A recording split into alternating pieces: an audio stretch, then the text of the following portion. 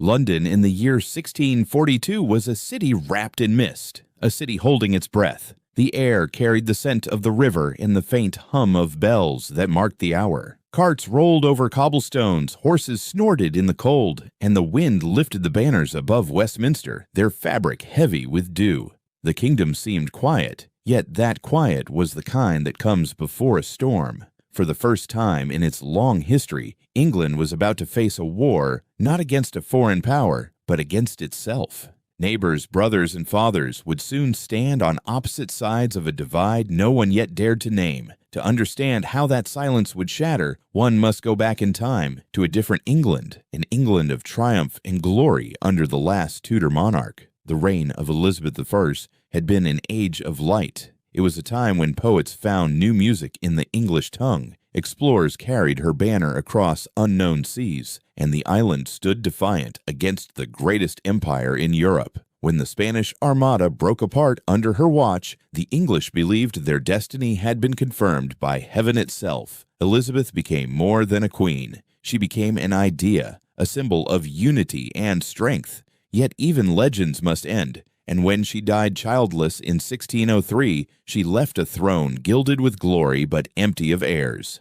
The crown passed north to a man who had never walked the streets of London before that year. James VI of Scotland rode south to become James III of England, uniting two kingdoms that had long eyed each other with suspicion. His arrival marked the beginning of the Stuart dynasty. Scholars saw him as learned, witty, and full of promise. He spoke of peace after years of religious and political strife. For a brief moment, England dared to believe that the wisdom of the new king could preserve what Elizabeth's charisma had built. But wisdom alone could not still the restless sea of English politics. James was not Elizabeth. He lacked her instinct for balance, her sense of theater, her ability to charm obedience from a crowd. He believed in books, in reason, and above all, in the sanctity of kingship. To him, the monarch was not merely a ruler, but a vessel of divine will. When he declared that kings were called gods because they sat upon God's throne on earth, he spoke not as a tyrant, but as a theologian. Yet his words unsettled a nation that had grown wary of absolute power. Parliament, once a council of advisers summoned at the monarch's pleasure, had begun to see itself as the conscience of the nation.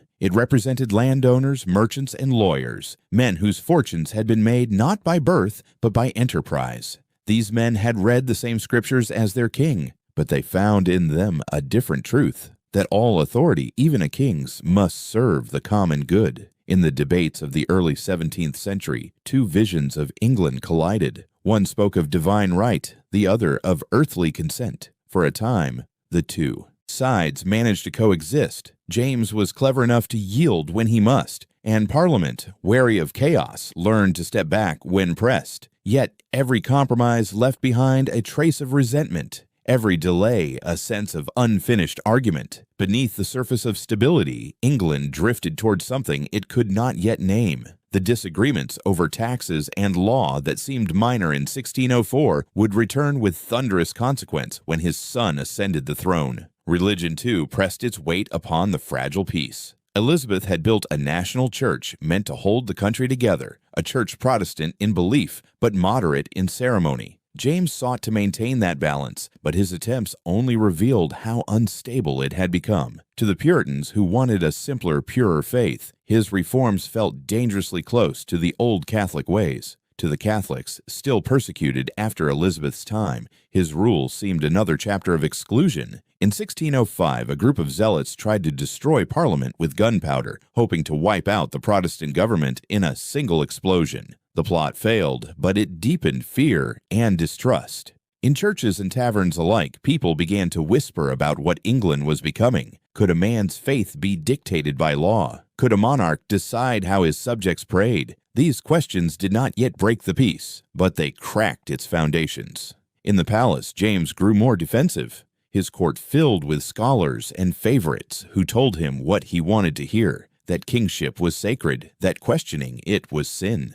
It was in this atmosphere that his second son, Charles, was born in 1600. Charles came into the world frail and uncertain. He struggled to walk and speak, a contrast to his older brother, Henry Frederick, who embodied everything a future king should be. bold, athletic, and adored by the people. Charles watched from the shadows as his brother drew the love of the nation. Yet in that shadow, he learned something that would shape his reign: how to endure in silence, how to hold conviction behind a quiet face. His father doted on him with cautious affection, perhaps recognizing in the boy a reflection of his own sensitivity. Tutors filled Charles's days with lessons on theology, discipline, and duty. From them, he learned that kings ruled by divine appointment, that patience was a form of strength, and that obedience to God came before obedience to men. When Henry died suddenly in 1612, England wept. In the same moment, the weight of expectation fell upon the quiet younger brother. Charles became heir to the thrones of England and Scotland. The boy who had once followed behind his brother now carried the burden of two crowns. He grew into a man of strong convictions and few words,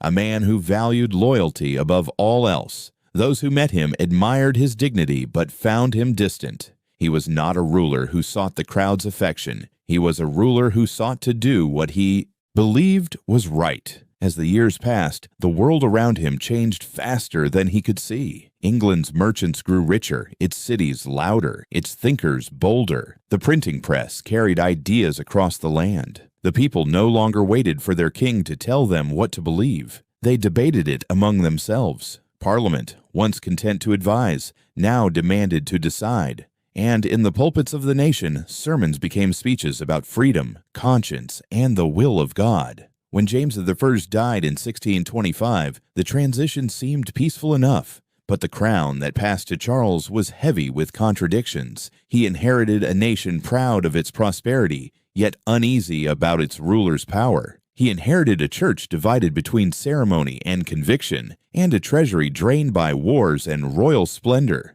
Above all, he inherited an idea, the belief, taught since childhood, that kings answer only to heaven. In that belief lay both his strength and his tragedy.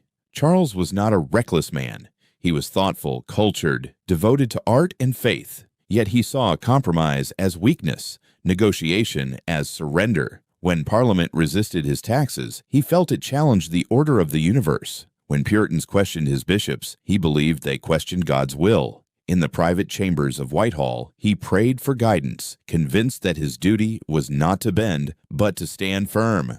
Outside those walls, however, England was already changing beyond his control. The people wanted a say in their own governance, and the Parliament that met under his father's rule was no longer the same. It was more determined, more conscious of its power, and less willing to be dismissed. The air of London, once filled with the songs of Elizabeth's golden age, now carried the murmur of debate and the sharp tone of pamphlets criticizing the crown. As Charles prepared for his coronation, the city around him was uneasy. The court glittered with ceremony, but in the taverns and marketplaces, voices murmured doubts. The new king's bride, Henrietta Maria of France, was Catholic, and many saw her as a sign that old enemies were creeping back into favor. Yet Charles himself believed the union was God's will, a bridge of peace between nations. He stood in Westminster Abbey, the crown lowered onto his head, and whispered a vow to rule justly and faithfully. No one in that moment could have guessed what lay ahead. The reign began with hope, yet it carried within it all the tensions of the past. Faith against faith, Parliament against crown, liberty against authority. The storm had not yet broken, but the sky was already turning gray. In the years to come, words would become weapons, and sermons would sound like battle cries. But in 1625, the kingdom still slept beneath the illusion of calm. Charles walked through the halls of Whitehall with his thoughts turned heavenward, unaware that the steps he took were leading toward the edge of history. He believed he was chosen by God to bring harmony to his people. They believed they were chosen to defend their rights against him. Between those two certainties, a nation would divide. And so, the story of Charles III begins not with battle, but with belief. With a young king holding his father's crown, a nation of thinkers finding its voice, and a silence that would soon give way to thunder, England stood at the threshold of change,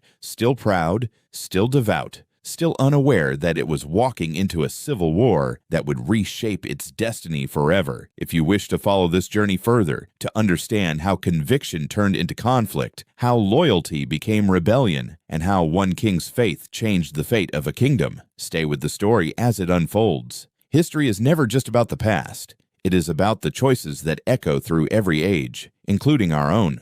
So keep listening, subscribe to the next chapter, and let the story of Charles III and the road to civil war continue. Charles was born in the year 1600 in the royal palace at Dunfermline in Scotland, a fragile child in a world that demanded strength. His arrival brought relief to his parents, King James and Queen Anne of Denmark, but even in infancy, his health was uncertain. He struggled to stand, stumbled when he tried to walk, and spoke with a hesitant stammer that marked him for years. In a court where eloquence and grace were prized as virtues of kingship, the boy seemed almost invisible beside his older brother, Henry Frederick, a prince whose brilliance filled every hall he entered. Henry was everything Charles was not. Tall, confident, athletic, adored by courtiers and commoners alike, he carried himself like the living promise of the Stuart line. Wherever he went, applause followed. He spoke with ease, rode with elegance, and won the admiration of those who dreamed of a new noble England. To the people, Henry was the hope of the future, the prince who would lead them into another golden age. And behind him, in the quiet shadows of the court, walked his younger brother, small and silent, his eyes fixed not on glory, but on the ground beneath his feet. Yet silence has its own way of shaping the soul. Charles grew up watching more than he spoke, listening more than he acted. He learned that words once spoken could not be taken back, that in a court filled with flatterers, the truest strength was control. Where his brother sought admiration, Charles sought order. Where Henry loved the applause of the crowd, Charles loved the solitude of books and music. He found comfort in the company of art, in the rhythm of prayer, in the discipline of ritual. The royal tutors who guided his education noticed the intensity behind his quietness. They saw a boy who might not dazzle, but who absorbed every lesson with a devotion beyond his years. As he grew, his speech improved, but the hesitation never quite left him. When he addressed others, his voice was careful, deliberate, as though each word was a stone placed with precision on a fragile bridge. His father, King James, both loved and pitied him. The king had little patience for weakness, yet he recognized something of himself in the boy's introspection, the same longing for order, the same hunger for meaning. "He is slow," James once said, "but he is solid." Life in the royal court, however, was no place for the slow or the solid. It was a stage of endless performance, where gestures carried as much weight as decrees. In that glittering and dangerous world, Charles learned early to keep his emotions guarded. Courtiers often forgot he was there, and that invisibility became a shield. Behind calm eyes, he studied how power moved, how flattery softened anger, how patience could outlast passion. It was in those silent years that he began to form his idea of kingship, not as a theater of popularity, but as a covenant of duty. The moment that changed everything came suddenly in 1612. Henry, the shining star of the court, fell ill and within weeks was gone. The shock was felt across England. Church bells tolled, poems were written, and for a brief time, the nation seemed to stop breathing. Amid the grief and confusion, one truth became clear. The crown that was destined for Henry now belonged to Charles. For a boy who had lived his whole life in another's shadow, the change was immense. He was now the heir to two kingdoms, bound by faith and history, divided by suspicion. Those around him wondered whether he was ready, whether the quiet, awkward prince could bear the burden that had broken stronger men. Yet something shifted within Charles. The silence that had once been shyness turned into resolve. The uncertainty in his speech became precision. He began to walk with new steadiness, to hold his gaze longer, to answer questions not with charm, but with conviction. The courtiers who once overlooked him began to see a different kind of strength, one forged not in confidence, but in endurance. He did not inspire affection the way Henry had, but he commanded respect. Beneath the calm surface of his demeanor, there was a fire that surprised even his father. The boy who had struggled to form sentences now spoke with measured authority about duty, loyalty, and divine order. It was as if Henry's death had drawn out of him a hidden purpose. Those who served in the royal household would later recall the change. They said that the prince, once shy and frail, began to rise before dawn, attending chapel in solitude, lingering before the altar long after the prayers had ended. He read scriptures with a scholar's care and copied passages in his own hand, underlining the verses that spoke of kings appointed by God. It was not ambition that moved him, but belief that the throne was more than power, that it was a sacred trust. Years later, observers would remember that quiet intensity and understand what it meant. Charles's conviction, born from isolation and shaped by duty, would become both the source of his strength and the cause of his undoing. The child who once struggled to speak would one day refuse to bend his words for anyone, not Parliament, not the people, not even the tide of history itself. In the dim corridors of the royal palace, servants would sometimes glimpse him standing alone before a window, looking out at the mist that rolled over the Scottish hills. To them, he seemed distant, but his thoughts were clear and sharp. The boy who had once been the overlooked second son now carried the weight of a kingdom in his quiet heart. He did not yet know the world would one day test that stillness, but deep inside, something unshakable had taken root. The belief that the crown was not merely his inheritance, but his destiny. He was, as one courtier would later say, a prince who spoke softly, but whose silence was stronger than thunder. The education of Prince Charles was not one of adventure, but of order. From his earliest years as heir, his days were measured, deliberate, and shaped by men who believed that kingship was both a divine gift and a sacred burden. His tutors were scholars of the Protestant faith, men of discipline and conviction who had survived the storms of the Reformation. They saw in Charles not just a boy to be educated, but a vessel through which the idea of monarchy itself must endure. Among them was Thomas Murray, a man of learning and quiet austerity, who taught the prince the art of reason and restraint. Under Murray's guidance, Charles read the scriptures not as a collection of stories, but as a structure of authority. Every line about obedience, about divine law, about the duty of subjects to their sovereign, all of it sank deeply into his young mind, when others his age might have dreamed of chivalric glory or the pageantry of battle. Charles dreamed of harmony through order, peace through discipline, and justice as something descending from heaven rather than rising from men. Later came William Laud, a figure whose influence would one day shape the religious face of the entire kingdom. Laud, precise and devout, believed in beauty as a reflection of divine truth, in the power of ceremony to elevate the soul. He spoke to the prince not only of theology, but of aesthetics, how music, light, and ritual could express faith more eloquently than words. Charles absorbed these lessons with fascination. To him, the church was not just a place of worship, but the living embodiment of a kingdom's moral unity. It was a worldview at once noble and dangerous. Noble in its devotion, dangerous in its certainty. While Parliament was beginning to see faith as a matter of conscience, Charles was learning that it was a matter of divine order. Where others sought compromise, he saw corruption. To question authority, in his eyes, was to invite chaos. And chaos was sin. His tutors also taught him philosophy, from Aristotle to the Reformers, but what stayed with him was the conviction that virtue lay in constancy, that a man who changed his mind too easily could not be trusted to rule. This belief would one day make him unyielding. It would give him dignity in the face of defeat and isolation in the midst of power. Charles grew into a prince who spoke little but thought deeply. His letters were precise, his handwriting neat and controlled, as if every stroke of ink were an act of duty. He developed a fondness for painting and architecture, drawn to the harmony of proportion and the balance of form. These were not simply tastes of refinement. They reflected his nature.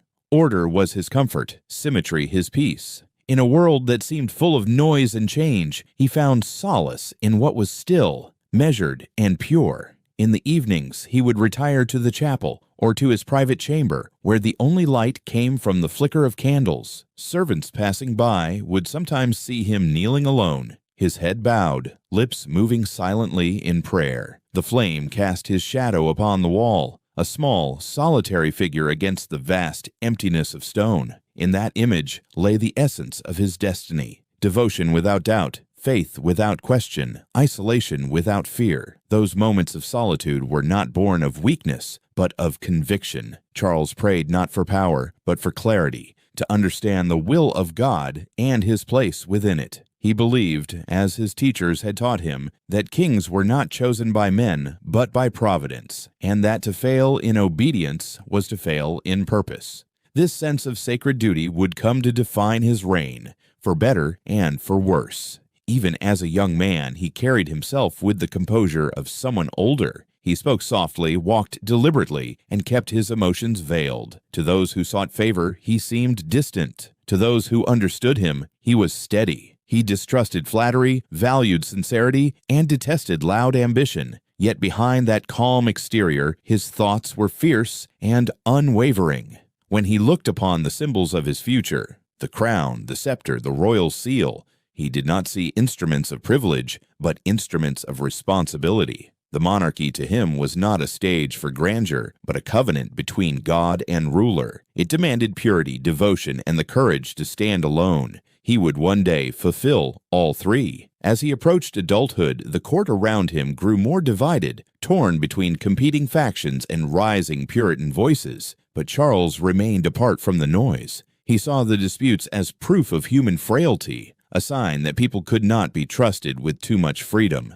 To him, liberty without discipline was an illusion, and power shared was power diminished. His faith became his compass, his armor, and, unknowingly, his prison. In that inward world of study and prayer, the young prince's destiny was already taking form. The ideas that shaped him, divine right, sacred duty, unbending principle, would one day lift him to the highest majesty and lead him to his greatest fall. But for now, he was simply a boy in candlelight, whispering his prayers into the stillness. The golden glow trembled on the walls, his shadow flickering larger and then smaller, as if caught between the mortal and the eternal. And though no one could have known it then, that image, the silent prince kneeling before the altar, surrounded by light and solitude, was the first portrait of the king he would become, steadfast, devout, and utterly alone in his certainty. The spring of 1625 brought both a crown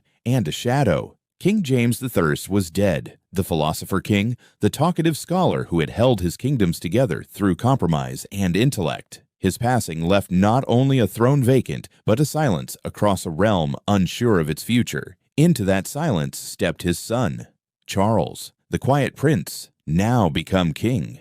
He was 24 years old, reserved, disciplined, deeply religious. He had spent his youth preparing for this moment, yet when it arrived, the weight of it was overwhelming. The court that gathered at Whitehall spoke in hushed tones. Many remembered his father's wit and humor, the easy laughter that once filled these halls. Charles was different, austere, deliberate, composed. Even his stillness carried a gravity that unsettled those around him. They sensed a monarch who would not bend easily, who might listen less than he commanded. The realm he inherited was far from stable. England was weary after years of costly ventures abroad. Trade had slowed, taxes had risen, and the treasury was nearly empty. Across the Channel, Europe was in flames. The 30 Years' War had drawn Protestant and Catholic powers into endless conflict. The English people, fearing both foreign entanglement and domestic poverty, looked to their new king with equal parts hope and doubt. But as if poverty and politics were not enough, another trial had come upon the land: plague. It swept through London that same year, silent and merciless, closing shops, emptying streets, and driving the court into exile at Hampton Court in Oxford. Churches tolled their bells in mourning, and the coronation itself had to be delayed. Many whispered that this was an omen, that the new king's reign began under a cloud. Charles waited. Patience was in his nature, yet the delay only deepened his solitude. Letters from his young queen, Henrietta Maria of France, reached him daily, elegant, affectionate, and filled with longing. She was beautiful, spirited, and 15 years old. Their marriage had been arranged for reasons of diplomacy, uniting England with France against Spain. But Henrietta was Catholic, and her presence at court was already stirring resentment. To many English Protestants, the union felt like betrayal, a step backward toward the old enemy, toward Rome itself. When at last the plague waned, the coronation was set for February 1626. The air in Westminster was heavy with incense and expectation. The abbey's vaulted ceiling glowed with candlelight, banners hung from every column, and the sound of organ music swelled through the nave. Yet the ceremony that should have unified the realm instead revealed its divisions. By ancient custom, the queen consort would be crowned beside her husband. But Henrietta Maria, forbidden by her Catholic conscience to take part in an Anglican ritual, refused to attend. Outside the abbey, a restless crowd gathered, muttering prayers and protests alike. Within, Charles walked alone down the long aisle, his figure illuminated by the flickering light of hundreds of candles. Every step echoed, solemn and slow, a reminder that he was now both sovereign and solitary. The Archbishop of Canterbury, George Abbot, placed the crown upon his head and anointed him with oil, speaking the sacred words that had bound English kings for centuries. "Be thou God's anointed." Charles closed his eyes as the weight settled, not just of gold, but of destiny. In that moment, he felt both chosen and chained. To him, the crown was not a symbol of privilege, but of duty, a bond between heaven and earth that he must never break. Yet beyond the sacred glow of the abbey, the murmur of doubt grew louder. Londoners whispered that the king's first act of devotion had already divided his people. The sight of their young queen, absent from the ceremony and worshipping in her private Catholic chapel, deepened fears that England was again in danger of losing its soul. Sermons in the city thundered warnings about idolatry and foreign influence. Pamphlets spread through the streets, some praising the king's grace, others condemning his silence. Charles heard these voices, but he did not answer them. His instinct was always to endure, not to explain. To him, authority was diminished by argument. "A king," he once told a courtier, "must be firm as the oak. If he bends to every wind, he will break all faith." It was a noble sentiment, and a perilous one. In the weeks that followed, the king and queen settled uneasily into married life. Henrietta's French attendants filled the court with laughter and music, but the English courtiers looked on with suspicion. Language, faith, and culture divided them. Charles, who longed for peace in his household, found himself torn between love and loyalty, between the woman he adored and the realm he had sworn to guard. To escape the noise of politics and gossip, he retreated often to his chapel. There, beneath the dim light of stained glass, he prayed for wisdom. Those who saw him in those moments spoke of a man completely absorbed in devotion, his face calm but distant. The candlelight cast his shadow high upon the wall, doubling his figure. The man of faith and the man of power, side by side, yet never reconciled. Outside the palace, the kingdom murmured restlessly. The economy faltered. Parliament grumbled about new taxes, and whispers spread that the young monarch was already too proud to listen. But Charles believed that patience and righteousness would guide him. To yield to the voices of doubt, he thought, would be to betray his calling. And so, in that first year of his reign, England stood poised between hope and unease.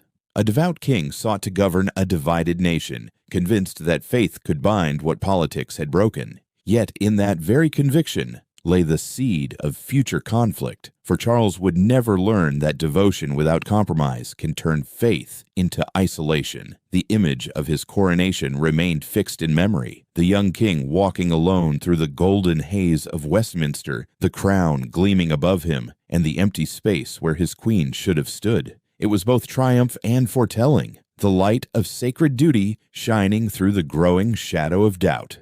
The marriage of Charles and Henrietta Maria was meant to be a symbol of alliance, a bridge between two nations long divided by war and faith. Yet even before the vows were spoken, that bridge was trembling. France and England had been rivals for generations, and the memory of religious conflict was still raw in both lands. To the English people, the news that their Protestant king would wed a Catholic princess felt less like a triumph of diplomacy and more like a quiet betrayal. Henrietta Maria was young, vivacious, and raised in the glittering court of her brother, King Louis XIII of France. She had been taught that grace was power and charm, a kind of weapon, yet beneath her elegance lay conviction. Her faith was not a mere formality. It was her identity. She attended Mass daily, confessed often, and kept a private chapel wherever she lived. When she crossed the Channel in 1625, she brought with her a retinue of French attendants, priests, and musicians, a miniature kingdom of her own beliefs within the English crown. Charles met her at Dover, the sea wind sweeping across the cliffs as the royal ships came to port. The first sight of her was striking. Small, radiant, eyes alive with confidence. He bowed, she curtsied, and in that restrained moment, something unspoken passed between them, a mixture of curiosity and distance. For Charles, she was both wife and duty, chosen by politics, not affection. Yet he was drawn to her spirit, to the warmth she carried amid his own solitude. Their wedding took place quietly, without the grandeur expected of royal unions. In London, the air was thick with rumor. Protestants gathered outside the cathedral, whispering that the ceremony was cursed, that England's king was marrying Rome's daughter. Inside, the atmosphere was solemn. The two stood side by side, speaking their vows under the vaulted ceiling, while beyond the church doors, the murmur of the crowd rose like the hum of a restless sea. The ceremony was followed by processions and feasts, but the tension never eased. The people watched their new queen closely, her accent, her gestures, her prayers. When she crossed herself in public, they saw not piety, but provocation. When she built her private chapel at Somerset House, they called it the Embassy of the Pope. For every act of devotion, suspicion grew stronger. The match that had been meant to unite kingdoms was already dividing hearts. At first, Charles tried to shield her from the hostility. He dismissed the loudest critics, forbade mockery of her faith, and even tolerated her household of French attendants, despite their open disregard for English custom. He saw in her not a symbol of division, but a source of light, someone who could bring beauty and warmth to the austerity of his reign. But as months turned into years, the tension within the palace mirrored the tension across the nation. Henrietta's French entourage, loyal to her but disdainful of England, clashed with the king's advisers. They mocked the plainness of the English court, refused to attend Anglican services, and whispered about the queen's isolation. For Charles, the strain became unbearable. He longed for unity in his marriage, as he did in his realm, yet both seemed to drift further from his control. In a rare moment of anger, he ordered the dismissal of the entire French household. The ships that had once brought them to England now carried them home, leaving Henrietta alone in a foreign land. It was a cruel decision, yet from it, a fragile understanding began to grow. Stripped of her familiar world, Henrietta turned to Charles, first in resentment, then in recognition. She saw in him not the cold figure of rumor, but a man who bore the weight of rule with quiet pain. Slowly, the distance between them lessened. They began to walk together in the gardens of Whitehall, to talk softly at night by the fire. Love, tentative and real, began to replace diplomacy, but the world outside their walls did not soften. To the people, Henrietta remained a symbol of everything they feared: Catholic influence, foreign intrusion, the shadow of Rome. The whispers in London's taverns grew sharper. Preachers thundered from their pulpits that the king's bed is defiled by idolatry. Parliament demanded that the queen's priests be expelled, that her chapel be closed. Charles refused. He would not see his wife humiliated before his people, nor would he allow Parliament to dictate the sanctity of his home.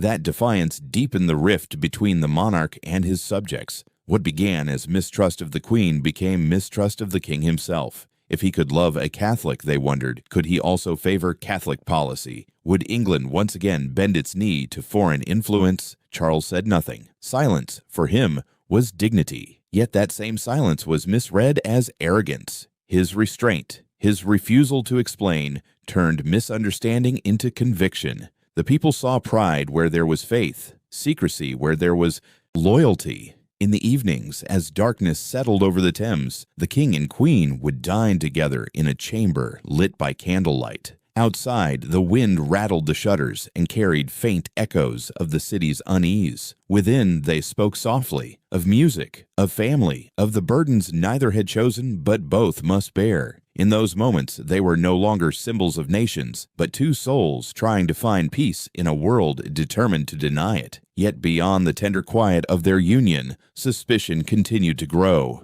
The seed of doubt planted on their wedding day was taking root across England, in Parliament, in the pulpits, and in the hearts of ordinary men. And though neither Charles nor Henrietta could yet see it, the seed would one day blossom into the great conflict that would consume them both. Their marriage, born of diplomacy, tested by faith, and bound by love, was both a private bond and a public fault line. For in the fragile heart of that union lay the same question that would haunt all of Charles's reign. How can devotion and duty live side by side when faith itself divides the realm?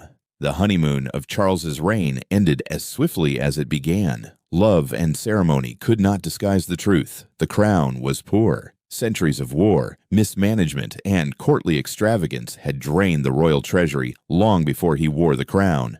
Now, as the young king turned from marriage to governance, he faced a harsh reality. His kingdom was running out of money, and his parliament was running out of patience. War, once a matter of glory, had become a burden. England's involvement in the continental struggle against Spain, a war Charles had inherited from his father's ambitions, was failing. The fleets were ill-supplied, the soldiers unpaid, and the spirit of national pride was fading. Yet to withdraw was to appear weak, and to continue was to court financial disaster. Between honor and prudence, Charles chose honor. To him, the word of a king was a sacred bond, and the defense of Protestant allies in Europe a divine duty. But even divine duty required silver, and silver required consent. The consent of Parliament. When Charles summoned his first Parliament in the summer of 1625, he did so with hope, perhaps even trust. He imagined cooperation, loyalty, a shared vision of faith and nation. Instead, he found scrutiny, criticism, and hesitation. The Commons, scarred by years of broken promises from previous reigns, demanded accountability before money. They insisted on investigating the failures of foreign policy and the growing influence of one man above all, George Villiers, Duke of Buckingham. Buckingham was no ordinary courtier. Handsome, flamboyant, and utterly confident, he had risen from minor nobility to become the closest companion of two kings, James and now Charles. To James, he had been a favorite. To Charles, he was a friend, almost a brother. Their bond was personal and unshakable, forged in loyalty and affection. But to Parliament, Buckingham was a symbol of everything corrupt in royal governance, a man who used charm where others used merit, who held offices not by right but by favor, and who spent royal funds as though they were his own. When the Commons questioned Buckingham's management of the Navy, Charles saw not a political critique, but a personal insult. He defended his friend fiercely, declaring that to attack the Duke was to attack the crown itself. That single declaration set the tone for a decade of conflict. A monarch who saw criticism as rebellion, in a parliament that saw silence as surrender. Still, Charles needed money. He asked for subsidies to fund the war with Spain, expecting the gesture of trust due to a new sovereign. What he received was resistance. Parliament granted him only a fraction of what he requested, and, worse still, voted to limit his collection of customs duties, the tonnage and poundage traditionally granted for a king's lifetime, to just 1 year. It was a message wrapped in formality. They did not yet trust him. Charles took the decision as an affront to his honor. To him, Parliament was a body meant to assist, not to dictate. He believed kings were ordained to rule, not to negotiate their authority. Yet the men who sat before him believed otherwise. They saw themselves as guardians of the realm's purse and conscience, not servants of royal will. Between them stretched not just a table, but an invisible chasm of principle, of pride, of faith. The first Parliament of his reign dissolved in anger and disappointment. Charles left Westminster in silence, his jaw tight, his expression unreadable. He said little, but those closest to him noticed a new edge in his voice, the steel of resolve hardening beneath restraint. He would not beg twice for what he believed was his right. The following year, 1626, he tried again. A new parliament was called, but the wounds of the last session had not healed. This time the tone was colder. The Commons came armed with petitions and accusations determined to hold Buckingham accountable. They spoke of failed naval expeditions, squandered funds, and favoritism that had turned the realm into a private court of privilege. Charles watched the debates from Whitehall, his patience thinning with every report. He could not understand why his parliament seemed obsessed with blame when the nation faced enemies abroad. To him, unity was strength, and questioning his closest advisor was an act of division. Yet the more he defended Buckingham, the more Parliament turned against them both. The Duke himself, ever theatrical, made matters worse. He carried himself like a prince, ignored criticism, and flaunted his influence openly. He saw politics as performance and himself as its star. The more Parliament scorned him, the more he played the role of royal favorite, dazzling at court while contempt brewed in the Commons. When the House of Commons prepared articles of impeachment against Buckingham, Charles' restraint finally broke. He entered the chamber unannounced, his presence a living reminder of power. In calm but unmistakable tones, he demanded an end to the attacks. "You have no power," he declared, "to question the servants of your sovereign." The hall fell silent. Members looked at one another, shocked, defiant, unyielding. The very next day he dissolved Parliament once again. The doors of Westminster closed under the echo of his retreating footsteps. Outside, the sky hung low over the city, gray and heavy, as if mirroring the king's mood. England had entered a new chapter, one where law and authority would no longer share the same table. For Charles, the decision was one of necessity. He would not allow pride and pettiness to weaken the crown. Yet in shutting the doors of Parliament, he also shut the first window through which trust might have entered. The people saw a king unwilling to listen. He saw a nation unwilling to obey. In the quiet that followed, Buckingham remained at his side, the friend who had stood through humiliation and outrage. Together, they planned new campaigns, new taxes, new ways to restore royal power without Parliament's aid. But as the torchlight flickered over the marble floors of Whitehall, shadows lengthened behind them. For in that same silence, resentment was growing. In the streets, in the pulpits, and in the hearts of men who believed that liberty was slipping away, one royal decree at a time. And somewhere deep within the king himself, a resolve hardened into destiny. If Parliament would not serve him, he would rule without it. If they would not give, he would find other means.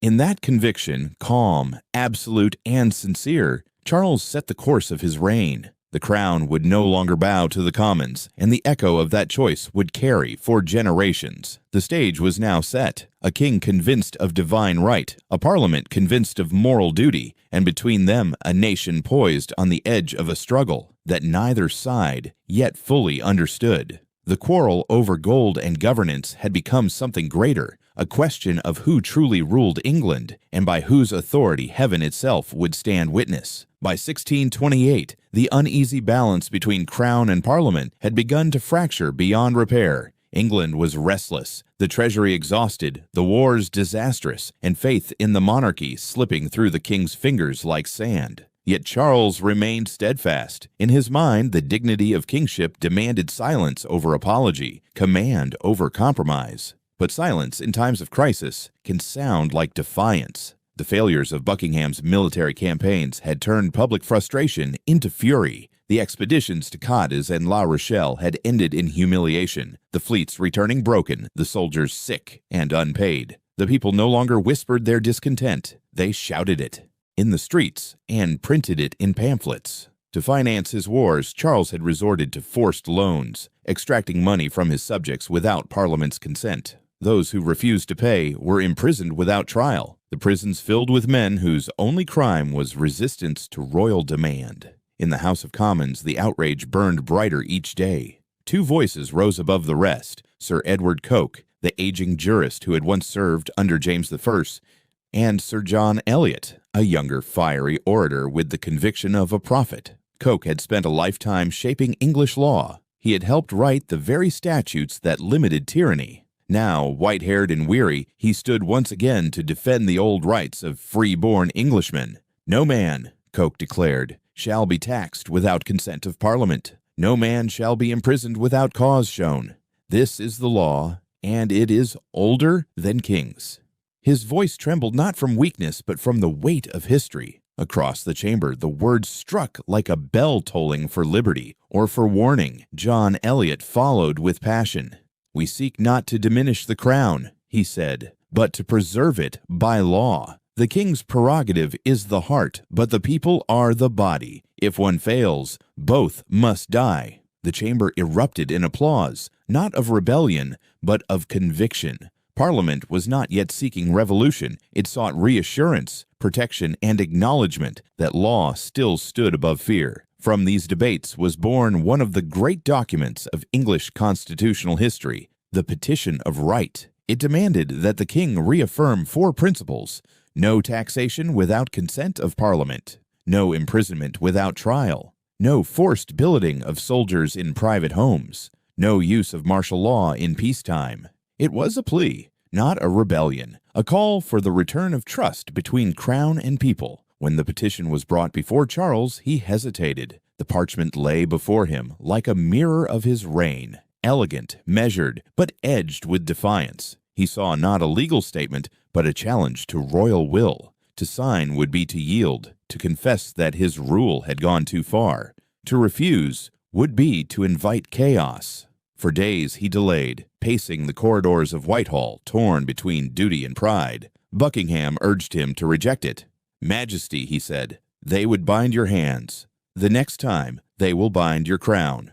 But others, even within the court, warned that refusal could lead to open rebellion. The treasury was empty, the people restless, and without Parliament's grant of funds, the government would grind to a halt. At last, Charles relented. On a warm June afternoon, he entered Parliament and gave his assent. He did not smile. His expression was carved from stone, a king who yielded not from conviction, but from necessity. When he took up the pen, the room fell silent. The quill touched the page, and the ink spread in dark lines that gleam beneath the candlelight. Outside, the bells of Westminster rang as if heralding a victory for liberty, but within the king's heart there was no celebration, only cold resolve. He had signed the document, but he did not believe in it. To him, the Petition of Right was a reminder of humiliation, a parchment that sought to redefine kingship by the will of men. In his private chambers that night, he told his advisers quietly, "I have given my word, but my conscience remains my own." And so began the quiet undoing of his promise. The very laws he had affirmed, he soon ignored. Taxes were raised under new names, prisons remained full, and dissenters found themselves silenced by decree. The ink had not yet dried before its meaning began to fade. The same Parliament that had cheered his signature now saw the betrayal unfold before their eyes. In the minds of men like John Eliot, the realization struck hard that the conflict was no longer about policy, but about trust. Eliot wrote from prison later that year, "If the king will not keep his word, then words themselves are lost." His health failed soon after, but his message would outlive him. At Whitehall, Charles continued to rule with calm authority, convinced that order had been restored. Yet beneath the surface, the kingdom was shifting. What had once been loyalty was becoming disillusionment. What had once been faith was turning into fear. Even his supporters began to wonder whether divine right could excuse broken promises. The image endured, the king seated at his desk, the golden quill between his fingers, the ink spreading slowly across the parchment like a shadow. What he believed to be an act of strength became, in the eyes of history, an act of warning. The Petition of Right was more than law, it was prophecy, a quiet toll of the bell that would one day sound the death of royal absolutism. And as the candlelight flickered across the page that night in 1628, no one in that chamber could have known that the line between obedience and rebellion had already been crossed, not with swords, but with a pen. The doors of Parliament closed, and for 11 years they would not open again. From 1629 to 1640, England entered what would later be called the personal rule, a time when one man, one conscience, and one crown governed an entire kingdom without the counsel or consent of its representatives. To his supporters, it was an age of peace and order. To his critics, it was tyranny wrapped in velvet. Charles had not set out to become a despot. He believed sincerely and devoutly that he was fulfilling his duty as God's appointed ruler. Parliament, in his view, had become unruly and disrespectful, a body of men too proud of their own voices and too eager to limit the crown. "If they will not work with me," he said quietly one evening, "then I shall work without them." And so he did. In the years that followed, the machinery of Government changed shape. Without Parliament's grants, Charles turned to older, less lawful means of raising money. He revived forgotten taxes, reinterpreted ancient laws, and most controversially, imposed a levy known as ship money, a tax traditionally collected from coastal towns to fund the Navy, now expanded to every county in England. It was a brilliant but dangerous idea. Charles argued that in times of national need, every subject should contribute to the kingdom's defense. But to the merchants, landowners, and farmers who received the royal writs, it felt like extortion by another name. Town criers read out the king's decree in market squares, their voices echoing between timbered houses, by order of His Majesty for the safety of the realm.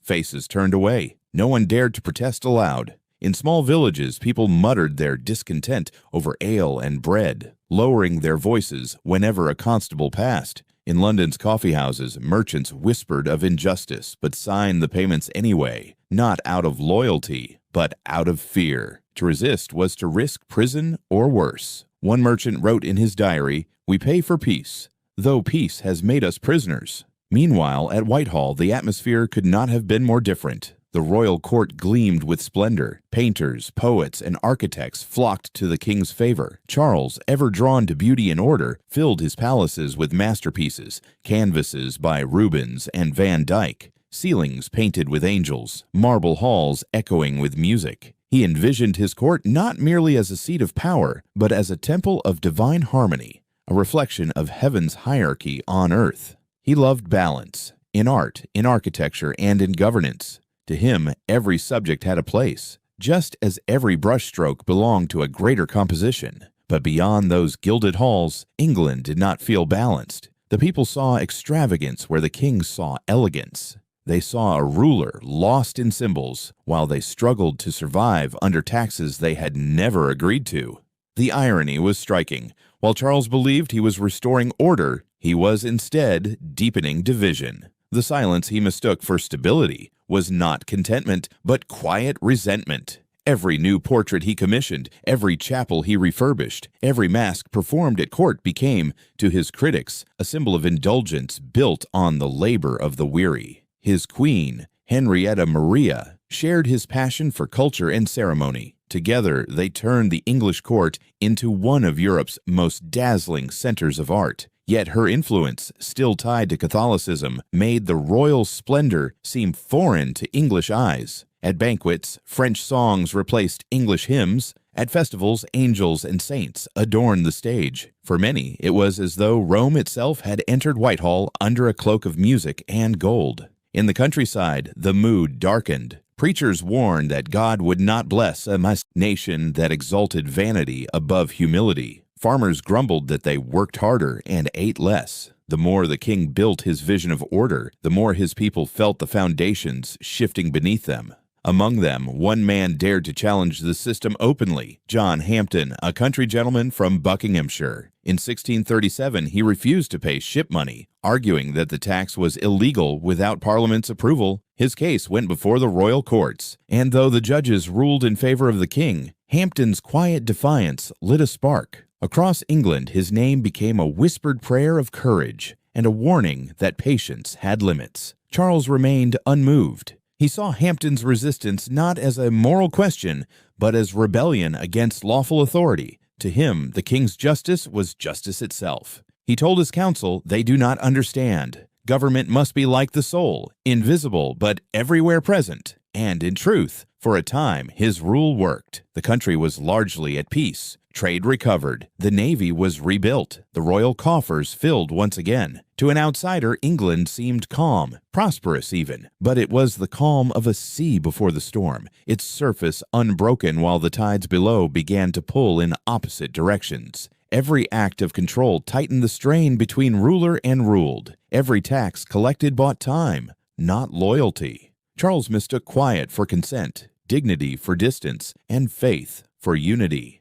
The people, meanwhile, watched and waited, their anger patient, their silence heavy. The king would walk through the long galleries of Whitehall, his hands clasped behind his back, stopping to admire a new painting or a sculpture of a saint. The candles flickered, light glinting off gold frames and polished marble. In that glow, he saw the reflection of divine order, calm, perfect, eternal. But outside the palace walls, the world was changing. The whispers of discontent were growing into a low hum that even the music of the court could not drown out. The beauty he built to glorify his reign was becoming its own kind of prophecy, a portrait of isolation painted in gold and silence. And so, while the court danced and the candles burned, a nation waited in the shadows. The king believed he was ruling in peace. The people knew it was only the stillness before the storm.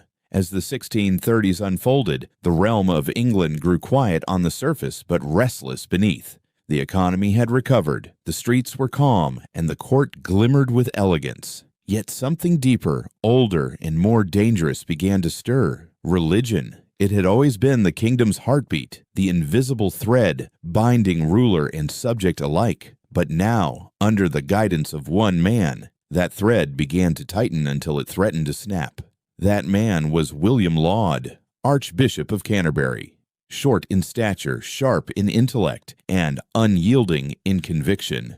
To Charles, Laud was not merely a cleric, but a kindred spirit. Both men believed in order, sacred, aesthetic, and absolute. They shared a vision of a church that mirrored the majesty of the crown, disciplined, unified, and adorned with beauty, worthy of divine worship. To them, the Church of England had grown too plain, too loud with the voices of reformers, too eager to strip holiness of its form. Laud intended to restore reverence, and Charles gave him the power to do it. Under Laud's direction, churches across the land began to change. Altars were raised again to the east, separated from the congregation by rails. Candles and silver chalices returned to the communion table. The Book of Common Prayer, long recited in simplicity, was now to be spoken with precision and ceremony. The clergy were ordered to wear vestments, to kneel, to bow, to treat the act of worship as sacred theater. To Laud, it was not theater at all. It was truth made visible. But outside the cathedrals, beyond the gilded pulpit, others saw something far more sinister. The Puritans, fiery and disciplined in their own faith, recoiled. To them, Laud's reforms were not a revival of holiness, but a betrayal of the Reformation, a creeping return to Rome disguised in ritual and color. Where Laud saw beauty, they saw idolatry. Where he saw order, they saw control. In the towns and villages of England, whispers spread.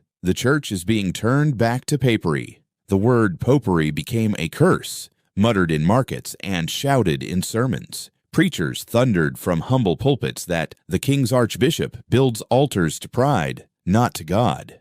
Pamphlets circulated in secret, filled with verses warning of false prophets and corrupt shepherds, and though the king silenced many of them, the words refused to die. Charles stood by Laud through it all. To him, these ceremonies were not political, but spiritual, the reflection of divine order on earth.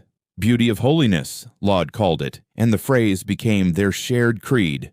The king found solace in the rhythm of liturgy, in the incense, in the echoing hymns beneath vaulted ceilings. He saw in them the same symmetry he loved in art and architecture, harmony made flesh. Yet harmony imposed by command is fragile. In parish after parish, dissent simmered. Some parishioners walked out mid-service when ordered to kneel at communion. Others refused to enter churches newly adorned with crucifixes and rails.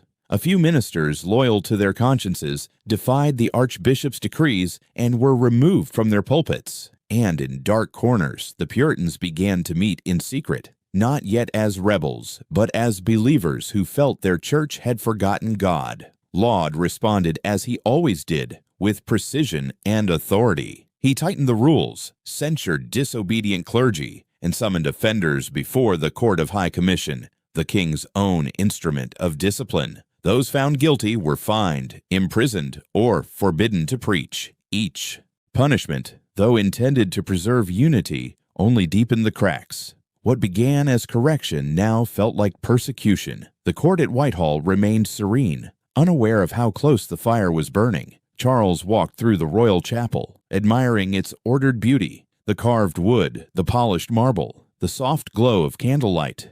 He believed his church stood as a beacon of stability amid the chaos of Europe. But outside, in the countryside and the crowded streets of London, that same chapel had become a symbol of arrogance, of distance, of Rome reborn. The tension between king and subject had moved from the purse to the soul. It was no longer about money or law, but about faith.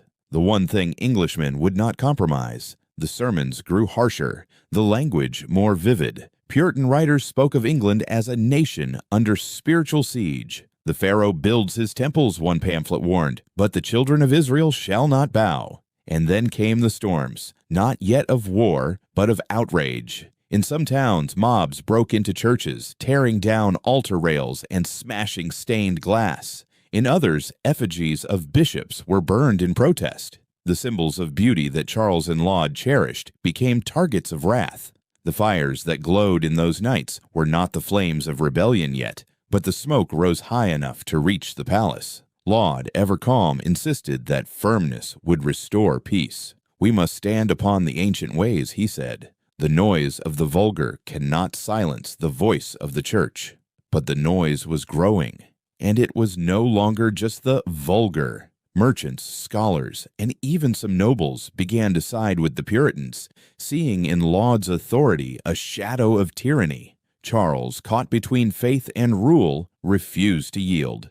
To him, yielding meant disorder, and disorder was sin. He could not see that the peace he preserved through fear was already dissolving beneath his feet. He looked upon the cracked stones of the church and thought they could be mended with prayer and patience. But faith, once divided, cannot be easily restored. The image endures, a candlelit cathedral, its altar gleaming, its king kneeling in devotion. Outside, through the stained glass windows, faint voices echo, songs of protest, hymns of defiance. The light of the altar and the fire of the people illuminate the same night from opposite ends of the kingdom. And thus, in the stillness of the 1630s, England's true battle began, not on fields of war, but in the soul of its church. What Charles believed to be worship had become politics. What Laud called holiness had become heresy. The kingdom that once prayed together now prayed against itself, and the echo of those prayers would soon shake the very foundations of the crown. By the late 1630s, the peace Charles had so carefully cultivated was beginning to crack. Not in the heart of England, but in the rugged hills and gray skies of Scotland. It was there, among a people fiercely proud of their faith and freedom, that the king's vision of unity met its most immovable obstacle. What began as an act of devotion would soon ignite rebellion. Charles had long dreamed of a single kingdom, one crown, one church, one God. It was not tyranny in his mind, but harmony, a divine order stretching from London to Edinburgh. He saw no reason why the Scots, his own people by blood, should not worship as he did. The Book of Common Prayer, refined under Laud's guidance, was to be a symbol of that harmony, a single liturgy uniting the Isles in faith. But in Scotland, religion was not merely worship, it was identity. The Scottish Kirk, rooted in the doctrines of John Knox and Calvin, had no bishops, no gilded altars, no kneeling at communion. It was a church of the word, not of ornament, of the covenant between God and congregation, not between king and priest. To impose a new prayer book upon such a people was not reform, it was provocation. In the summer of 1637, the storm broke. The setting was St. Giles Cathedral in Edinburgh, a grand church echoing with expectation. As the new Book of Common Prayer was opened and read aloud for the first time, the congregation stiffened. Some crossed their arms, some whispered prayers under their breath. And then, as the words rolled out in the measured tones of the Anglican rite, a woman in the crowd, legend says her name was Jenny Geddes, hurled her stool toward the pulpit, shouting that this is no prayer book, but the Mass returned. The church erupted. Cries of protest filled the air. The clergy fled as stones clattered against the walls. By evening, the streets of Edinburgh swarmed with angry citizens. Their voices joined in defiance not only against a prayer book, but against the very idea that London could dictate how they should speak to God. Across Scotland, the outrage spread like wind over heather. Town after town declared opposition to the king's reforms. Ministers tore pages from the new liturgy and burned them in the public squares. Sermons thundered that the true faith was under siege, that the people must defend the covenant between themselves and the Almighty. And so, In 1638, they did. Thousands gathered in Greyfriars Kirkyard, where nobles, ministers, and commoners alike signed the National Covenant, a solemn pledge to resist the king's innovations and defend their religion. They signed with trembling hands and fierce hearts, knowing the act bordered on treason.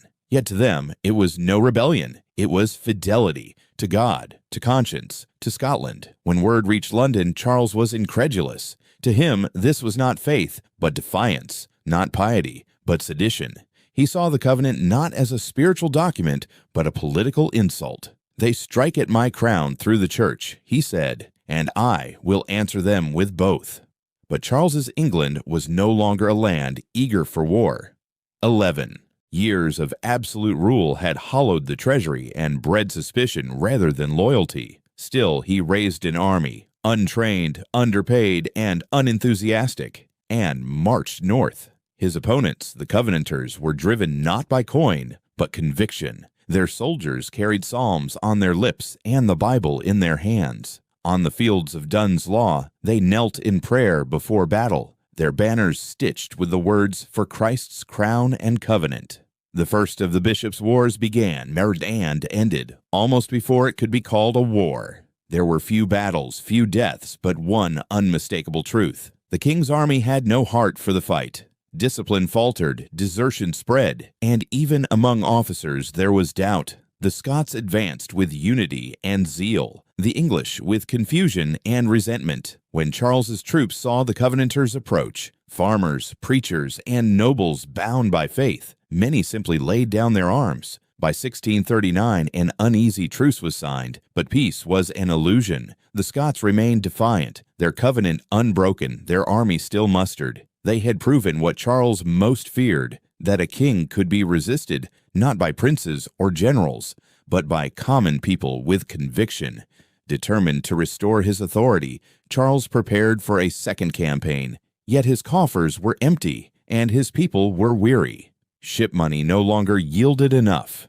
The merchants refused further loans. Even his closest advisers whispered that war without Parliament was impossible. Reluctantly, bitterly, Charles resolved to summon it again, the body he had dissolved 11 years before. In April 1640, Parliament met once more, the Short Parliament, as history would call it. The members filed into Westminster under the gaze of statues and memories. For a brief moment, it seemed as though reconciliation might be possible. Charles asked for funds to subdue the Scottish rebels, but instead of granting him money, Parliament demanded redress for years of grievances. They spoke of illegal taxes, of imprisoned subjects, of the broken petition of right. Charles listened in silence, his face unreadable. When one member declared that a king who rules without law invites rebellion, the silence grew heavy. Within weeks, Charles lost patience. The doors were closed, the members dismissed, and the Short Parliament ended as abruptly as it began.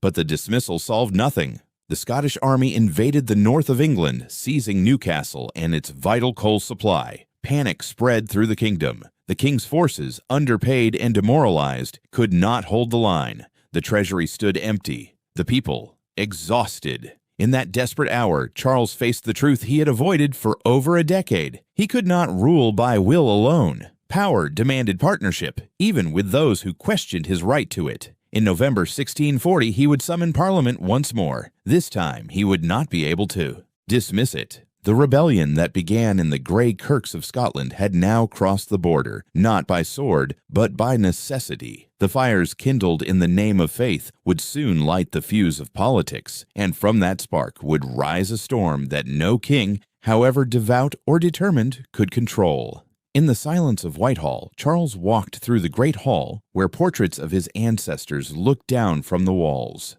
Henry VIII, Elizabeth I, rulers who had bent the church to their will and strengthened their crowns by doing so. He wondered, perhaps for the first time, if his own devotion had become his undoing. Beyond those walls in the north and in the hearts of his people, the words of the covenant still echoed, "For Christ's crown and covenant." They had begun as a prayer. Now they sounded like prophecy, and the prophecy was clear. The age of unquestioned kingship was ending. In England, like Scotland before it, was about to rise. The year was 1640, and for the first time in over a decade, the voices of England returned to Westminster. The air inside St. Stephen's Chapel, now the Chamber of Parliament, was thick with anticipation. Dust hung in the light that streamed through tall, arched windows. The benches were crowded with men who had come not merely to serve, but to judge. They had watched their king rule alone for 11 long years. They had paid his taxes, endured his decrees, seen their friends imprisoned without trial. Now they were done with fear. This gathering would come to be known as the Long Parliament, and it would outlast kings. When Charles entered that session, he carried the weight of defeat. His army had failed in Scotland, his treasury was empty, and his authority was hollow. The Scottish forces still occupied the north, demanding payment and respect. The only path left to peace and to solvency ran through the Parliament he had once dismissed. But the men waiting for him were not the Parliament of old. These were not courtiers or petitioners seeking favor. They were accusers. At their head stood John Pym, a man of measured words and unwavering purpose. Calm, sharp-eyed, and unflinching, Pym spoke not like a rebel, but like a surgeon. Precise, cold, determined to cut out what he saw as the disease that had infected the realm.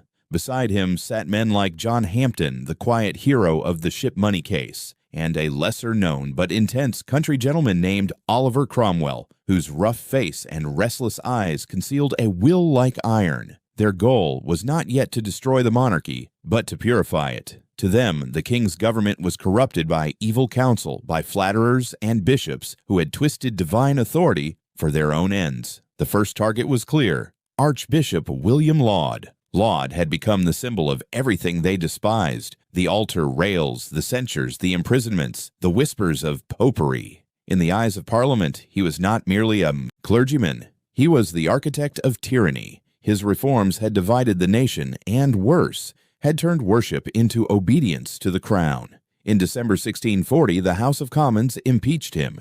The charge was not heresy, but treason against the liberties of England. When Laud was brought before the bar, small and stooped, his robes trailing, he did not beg. He merely bowed and said, "I submit to the wisdom of this house." For the first time, the authority of the church, and by extension the king himself, was placed beneath the judgment of common men. Next came the turn of Thomas Wentworth, Earl of Strafford, the king's most capable and feared adviser. Strafford had ruled Ireland with efficiency and iron control, and he had been the mind behind the king's policies of central power. To Parliament, he represented the cold heart of absolutism, the man who had whispered that the king was loose and absolved from all rules of government. When Strafford entered the chamber for his trial in 1641, the hall fell silent. He was tall, proud, eloquent, every inch the image of royal authority. His defense was brilliant, his courage undeniable. Even some who opposed him were moved, but the tide of history had turned. Parliament had decided not merely to resist the king, but to redefine him, and for that, someone had to fall. The Bill of Attainder sealed Strafford's fate. It passed by majority vote, a death sentence declared by law rather than court. Charles hesitated to sign it, tormented between loyalty and necessity. In the end, he yielded as he always did.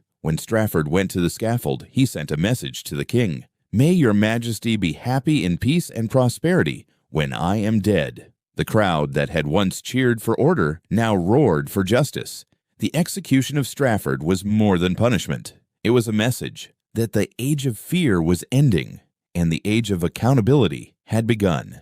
Across the chamber, men began to speak more boldly. They demanded that the king dissolve his courts of tyranny, the Star Chamber, the High Commission, and repeal taxes levied without Parliament. They called for regular sessions, for freedom of speech, for guarantees that no monarch could ever again rule without them. The language was still respectful, but the intent was revolutionary. John Pym became the voice of that transformation. His speeches were calm but devastating, each word peeling away the illusion of divine monarchy. "We do not seek to unmake kings," he said, "but to make them just." His quiet authority carried the chamber, his reason a match for the king's crown. Charles watched it unfold with growing disbelief. Each concession demanded felt like another brick removed from the foundation of his throne. He saw not reform but rebellion disguised in legal robes, yet he could not act. His armies were gone, his funds exhausted, and his wife, Henrietta Maria, urged him to yield now and strike. Meanwhile, outside Westminster, London itself was changing. Crowds gathered daily at the gates, cheering for Parliament, jeering at bishops and courtiers. The pamphlets of the Puritans, once secret, were now openly sold in the streets. The people had found their voice, and for the first time in English history, that voice was louder than the king's. The Long Parliament had unleashed something that could not be undone, the idea that the king was not above the law, but bound by it. The debates in Westminster were no longer about one man's will, but about the nature of power itself. Could a ruler ordained by God be limited by the consent of his subjects? Could Parliament claim authority not only over taxes, but over conscience? The questions hung in the air like thunder clouds. The nation held its breath. And through it all, Charles walked the corridors of Whitehall, the sound of his own footsteps echoing in the marble halls. The portraits of his ancestors, Henry, Elizabeth, James, seemed to watch in silence. He had believed himself chosen by God to bring order to his kingdom, yet now the kingdom seemed intent on unmaking him. What began as reform was becoming revolution. The men of Parliament no longer bowed when the king's name was spoken. The fear that had silenced generations was gone. In the candlelight of Westminster, John Pym's voice rose again, calm, steady, and absolute. The liberty of the people, he said, is not the gift of kings. It is the trust of God. And in that moment, for the first time in English history, the monarchy itself stood upon the edge of judgment. The throne was still there, the crown still glittered, but its power, once unquestioned, had begun to tremble. The age of obedience was ending. The age of reckoning had begun. By the spring of 1641, the walls of Westminster had begun to hum with a quiet certainty. Something irreversible had begun. The Parliament that Charles had summoned in desperation was no longer an assembly of petitioners. It had become a power in its own right. The men who once rose only when commanded by the crown now spoke as though they represented something larger, something that could not be dissolved by royal will, the will of the people. The country was changing, and the Parliament meant to ensure that no king could ever again turn England into a kingdom of silence. The instrument of that change would come to be known as the Triennial Act. It was a short law, a few paragraphs at most, but its meaning was revolutionary. For centuries, Parliament had existed at the pleasure of the monarch. It met only when summoned, and it died when dismissed. Kings could close its doors with a single word. For 11 years, Charles had ruled without it, proof that even the great institutions of England could vanish under the shadow of the crown. Now the Commons resolved that such darkness must never return. John Pym, standing before the chamber, spoke with his usual calm, precision. If this kingdom is to remain free, he said, then the Parliament, which is the soul of its liberty, must live by law, not by favor.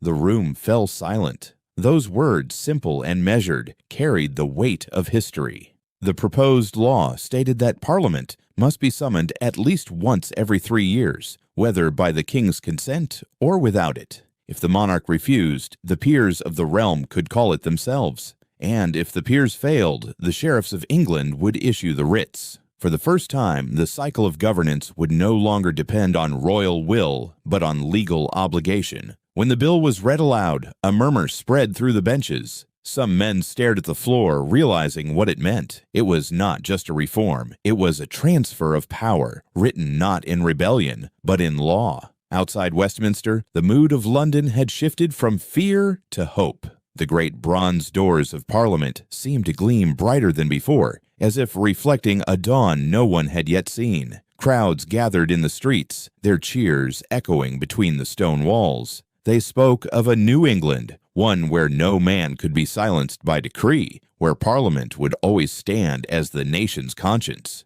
Inside, however, the king's presence still lingered. Charles watched the debates with an expression that mixed disbelief and fatigue. To him, each clause was another thread cut from the tapestry of monarchy. If they meet without me, he whispered to one counselor, then I am no king at all. But he could not resist. The tide of the moment was too strong, and his position too weak, his army disbanded, his finances drained, his ministers imprisoned or dead. Even the Queen urged him to yield. And so, in February 1641, Charles gave his assent. The ink dried quickly on the parchment, but its echo would last for centuries. For the first time in English history, the right to summon Parliament was no longer the monarch's alone. The Triennial Act was a legal sunrise, quiet, steady, and impossible to reverse. It did not abolish the crown, it simply caged it in law. That spring, as the news spread across the realm, church bells rang in the villages. Merchants paused their trade to listen. Farmers leaned on their plows. No one could quite describe what had changed, yet everyone sensed that something immense had shifted. The people felt, perhaps for the first time, that the nation belonged not just to a ruler, but to themselves. In Westminster, a clerk closed the great leather-bound ledger of the day's proceedings. The air in the chamber was still, the sunlight filtering through stained glass in warm gold. On the floor, the freshly sealed act lay upon the table, the royal signature glinting faintly in the light, proof that even a king's hand could sign away the edge of his own power. Beyond the river, London breathed differently that day. The future was uncertain, the conflict far from over, but something profound had begun.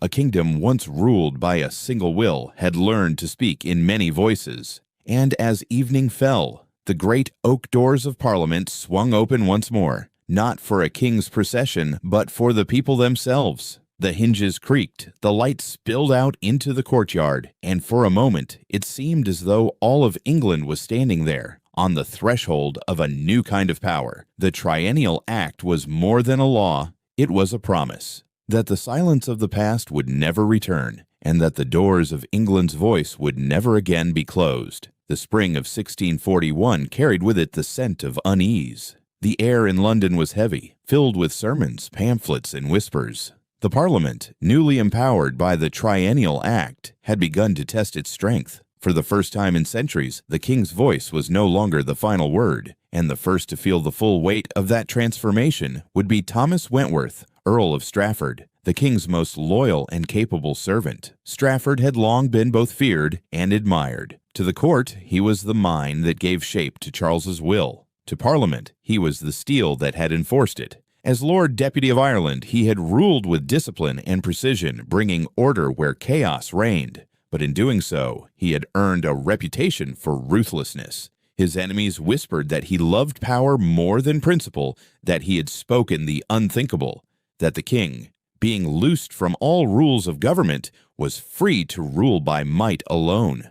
For the men of Parliament, that phrase became his death sentence. When Strafford was arrested and brought to Westminster Hall, the room was transformed into a stage of judgment. Sunlight streamed through high windows onto rows of benches filled with peers, bishops, and commoners alike. The hum of expectation was electric. Everyone knew this was more than a trial. It was a reckoning for the age of absolute power itself. Strafford entered with the calm of a man who understood both the danger and the dignity of his fate.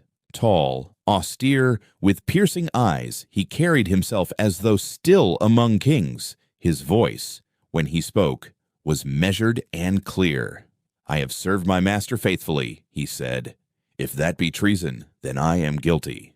For weeks the trial continued. Witnesses were called, documents read, speeches delivered. John Pym led the prosecution with relentless precision, portraying Strafford not as a man, but as a system, the embodiment of tyranny that had bled England of her liberty. The Commons roared its approval, but among the Lords there was hesitation. Many admired Strafford's loyalty, even as they condemned his policies. Some feared that killing him would set a precedent that no minister or king could survive. When the case began to falter, Parliament found another path. Abandoning trial, they turned to legislation. The Bill of Attainder, a law declaring Strafford guilty without the need for a verdict. It was legal in form, revolutionary in spirit. A death sentence by vote. Charles hesitated. For all his flaws, he loved Strafford, not as a friend perhaps, but as a reflection of his own resolve. The Earl had done what Charles could not: command with authority, decide without doubt. To sacrifice him would be to admit weakness, yet to protect him would be to risk rebellion. Outside, London was boiling. Crowds gathered at Whitehall, shouting that if Strafford lived, England would die. The king's counselors begged him to yield. The queen, fearing for the safety of their children, implored him. And still, Charles delayed. He prayed, paced, and read his Bible. On the table before him lay two documents. One, the death warrant, the other, a plea for mercy. When the pressure grew unbearable, he whispered what would become his most haunting words. "Let him satisfy the people.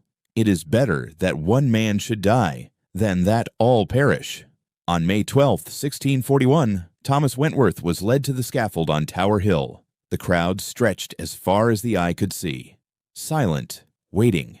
Strafford looked out over them, composed. "I wish no ill to any," he said softly, "and pray that the peace I leave behind me be greater than the peace I found." The axe fell, and a cheer, not of triumph, but of relief, rippled through the masses. At Whitehall, when the news reached the king, Charles shut himself in his chamber. Witnesses said he wept, not as a monarch, but as a man. In sacrificing Strafford, he had not only lost his most faithful servant, he had wounded the very heart of kingship itself. For Parliament, it was a victory, but one laced with unease. They had slain tyranny, yet by doing so through law rather than justice, they had crossed a line of their own. The Commons rejoiced, but Pym's face remained solemn. He understood that what had been done could never be undone. The execution of Strafford was not simply the fall of a man. It was the moment England changed direction. No longer would power flow unquestioned from the throne downward. From that day, it began to rise, from the people to the Parliament to the idea of a nation that could hold even a king accountable. That evening, as the sun set behind the towers of Westminster, the bells tolled, not for Strafford, but for an age that was ending. Inside his chamber, Charles sat in the half-light, staring at the seal he had used to condemn his friend. And in that stillness, history seemed to whisper, when a king signs the death of his most loyal servant, the crown itself begins to bleed. The victory belonged to Parliament, but it was a victory that left England trembling, a triumph that carried the weight of sorrow and the echo of a storm yet to come. By the end of 1641, the uneasy peace between king and Parliament had dissolved into open hostility. The death of Strafford had not restored balance. It had broken it. What was once a partnership of necessity had become a contest for survival. The more Charles tried to reclaim his authority, the more Parliament pushed back, armed not with swords but with words, the most dangerous kind of rebellion in a land that worshipped law. That winter, the Commons unveiled its boldest weapon yet, the Grand Remonstrance.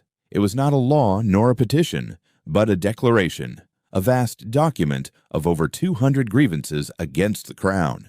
It listed every abuse, every unlawful tax, every misuse of royal power from the first year of Charles' reign to that very day. It accused the king of corrupting justice, of imposing tyranny through bishops and courtiers, of endangering Protestant England by tolerating Catholic influence through his queen. But beneath its pages, there was something deeper, a demand not merely for reform, but for redefinition. The Grand Remonstrance called for Parliament to have control over the king's ministers, over the army, and even over religion itself. It was a new vision of monarchy, not divine, but conditional. When the document was read in the House of Commons, the debate raged for hours, voices clashing like swords. Some shouted that the king was being stripped of his dignity. Others argued that liberty itself was at stake. The vote, when it came, passed by only 11 votes, a razor's edge that divided not only the Parliament, but the nation.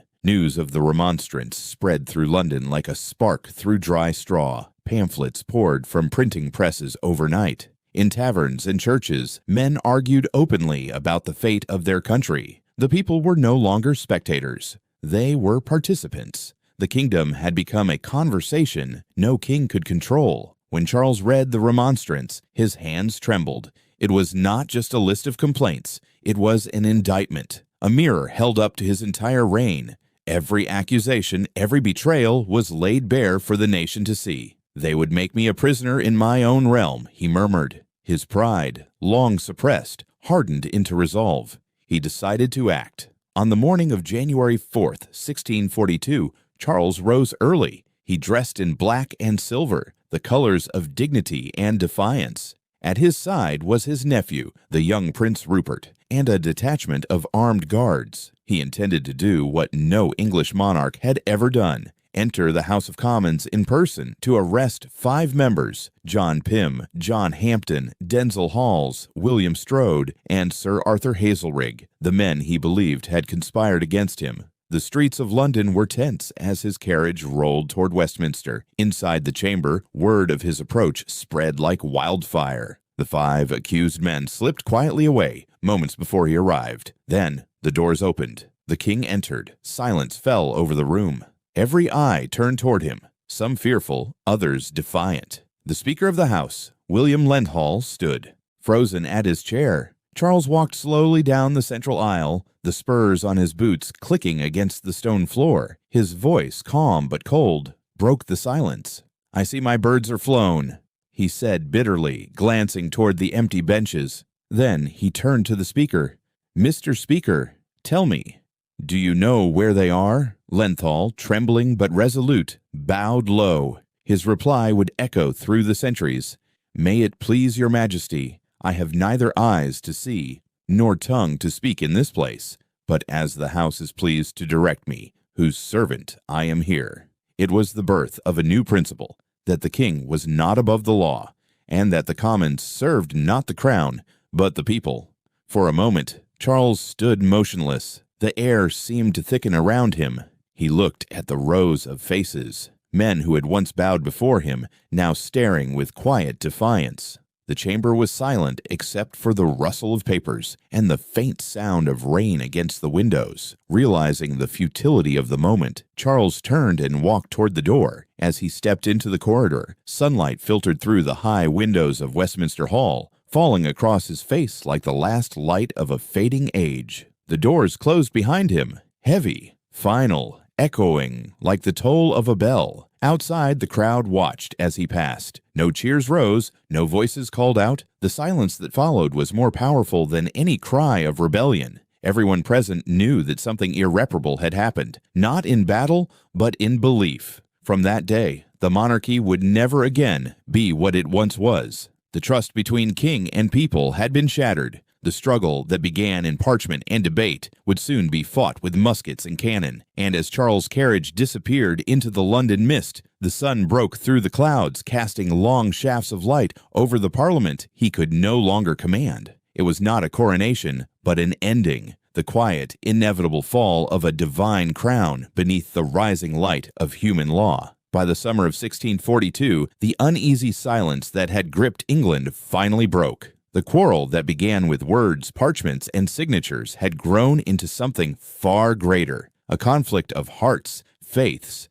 and loyalties. What had once been a kingdom of shared prayers was now a land divided by conviction. For years, Parliament and Crown had wrestled over law and authority, but now the question was no longer political, it was spiritual. Was the king's will the voice of God, or could God's voice also speak through the people? The lines were drawn. Across the countryside, families, friends, and entire towns found themselves forced to choose a side. To the west and north, the royalists, those who still believed in divine order, loyalty, and the sanctity of kingship. They were nobles, landowners, country gentlemen, and many among the clergy. They called themselves cavaliers, proud, and chivalric, riding beneath banners embroidered with the royal arms and the Latin motto Dieu est mon droit, God and my right. In the cities and ports of the south and east rose the parliamentarians, tradesmen, Puritans, merchants, and common folk who believed the law should guard the people from the crown,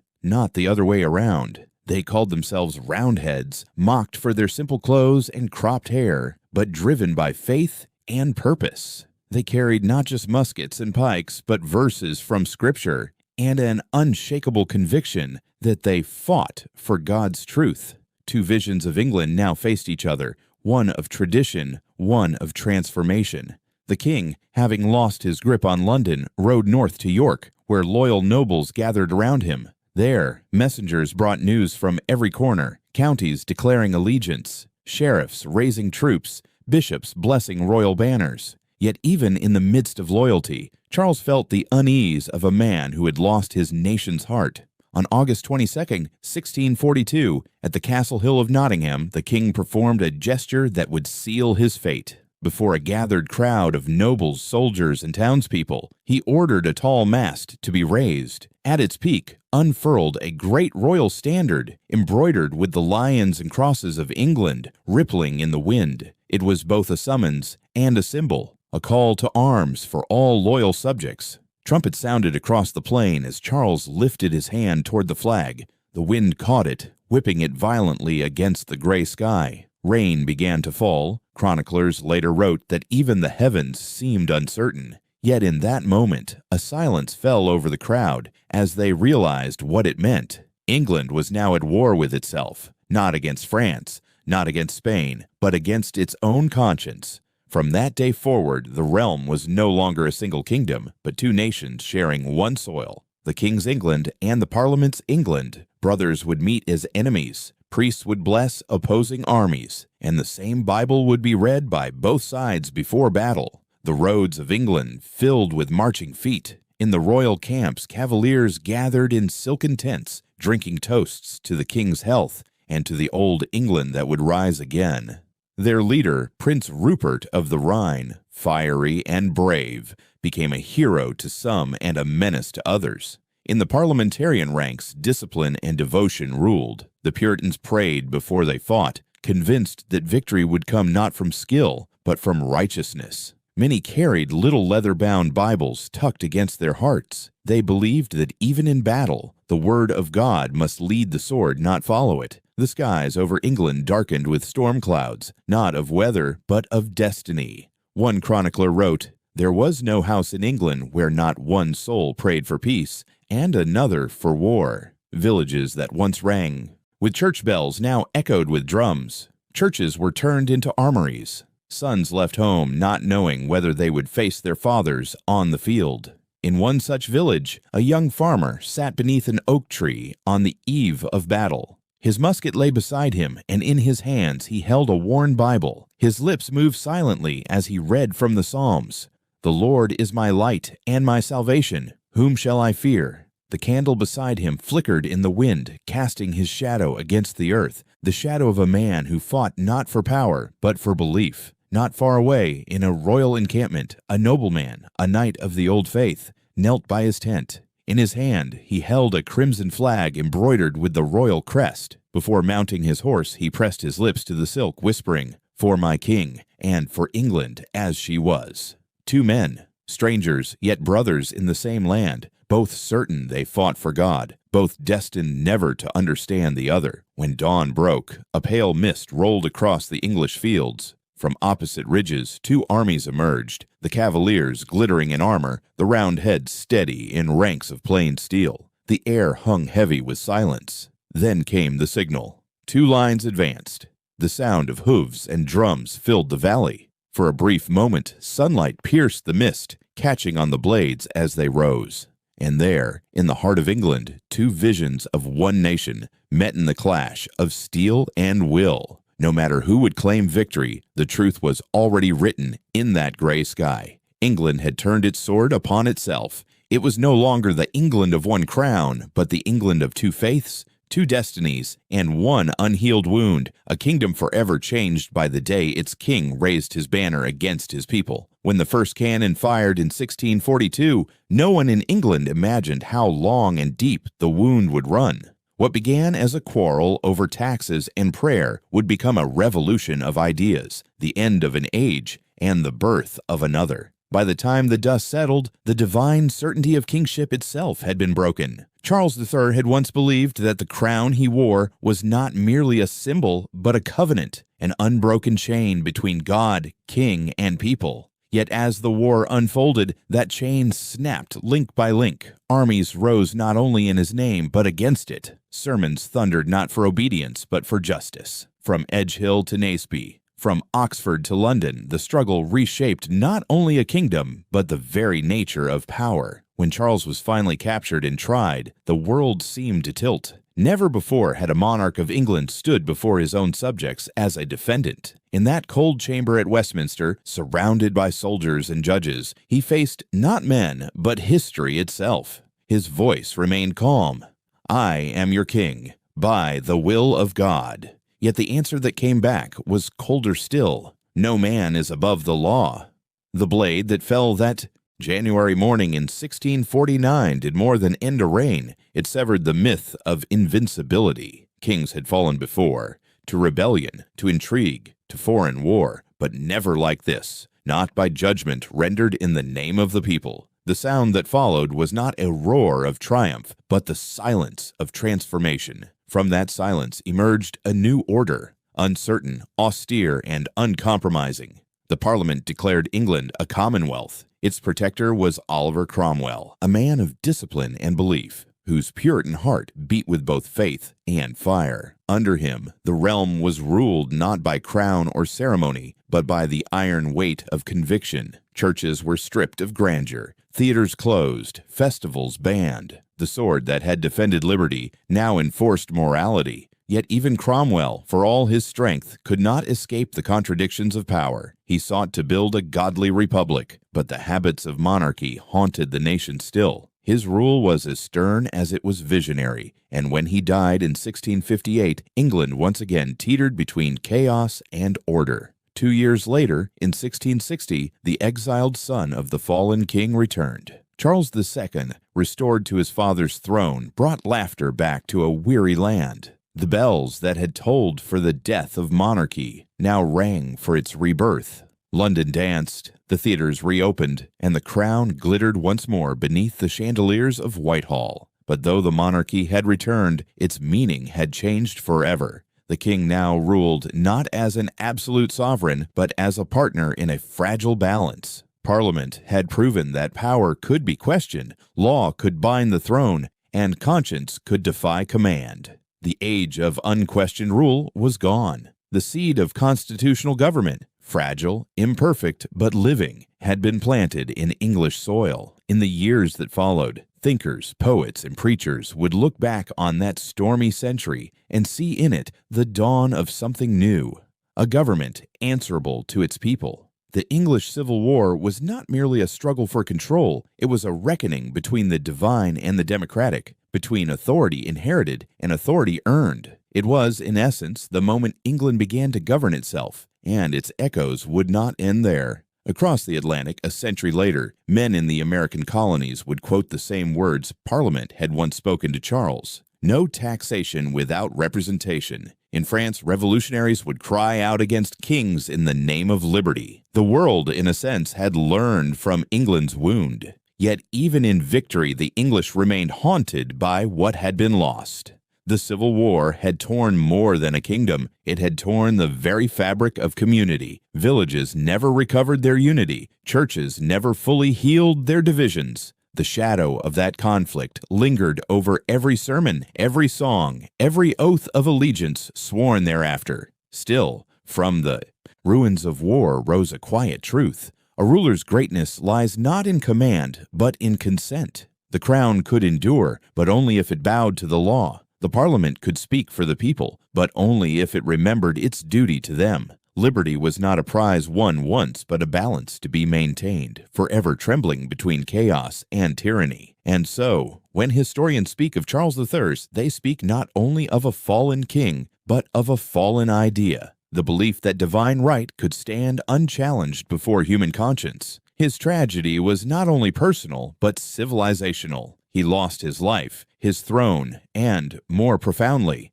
the illusion that kings could never fall. The England that emerged after him was humbler, more complex, and infinitely more human. It was an England that understood power not as destiny, but as responsibility, a lesson written in bloodless ink across the centuries. In the final image of history's lens, the great hall of Whitehall stands silent. The throne, carved, gilded, and magnificent, sits empty beneath a shaft of fading light. Dust gathers where a crown once gleamed. The banners of both king and parliament lie folded in shadow. Through the high windows, the last rays of sunset fall upon the seat of power, now unoccupied, and the voice of history seems to whisper, Here ends the reign of one man and begins the rule of a people. The light fades, the throne remains, and the world, forever changed, carries on beneath the quiet weight of that empty chair.